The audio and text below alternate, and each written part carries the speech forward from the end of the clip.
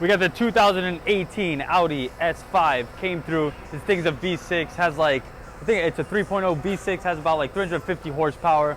Let's check it out. We got the resonator deleted, both of them actually. You can classify it right there on the floor, Jay.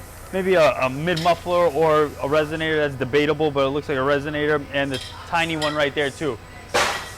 This right here is where the larger resonator was. We replaced it with an X pipe, kind of equalize that sound. And here was the larger one, and over here was that small little resonator. The customer wanted to leave those rear mufflers as well, and we left on those stock tips. So we are going to bring it down and let you guys hear it. Also, remember, we are franchising, so if you want to own a G exhaust, just check out the links in the description below and we'll send you a packet. All right, let's hear it.